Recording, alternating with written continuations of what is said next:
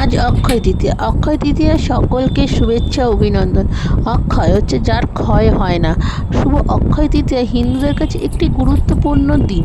এই দিন শুভ কর্ম করলে তার ফল অক্ষয় হয়, কিন্তু এই দিন পাপ কার্যে লিপ্ত হলে তার ফলে কিন্তু আমাদের ভুগতে হয় পাপে অনন্তকাল ধরে। তাই এই দিনটাকে আমাদের ভালোভাবে পালন করা উচিত। এই দিন শুভকর্ম দান ধ্যান করা উচিত। ঈশ্বরের ভজন পূজন পাঠ করা ও ঠাকুরের দিকে সব সময় আমাদেরকে মনোনিবেশ করা উচিত। আজকের দিনটা আরও গুরুত্বপূর্ণ। আজকের দিনেই তো মা গঙ্গা মর্তে এসেছিল। আজকের দিনেই তো পরশুরামের আবির্ভাব দেব।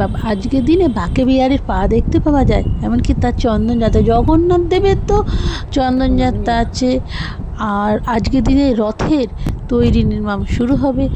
আজকের দিনটা সত্যিই অনেক গুরুত্বপূর্ণ আমারও কাছে, কারণ আজ আমার নারায়ণকে আমি খুব ভালো করে পরিষ্কার করি, রোজই পুজো করি, কিন্তু তাকে আজকে চন্দন মাখিয়ে মনের মতন করে পুজো করেছি।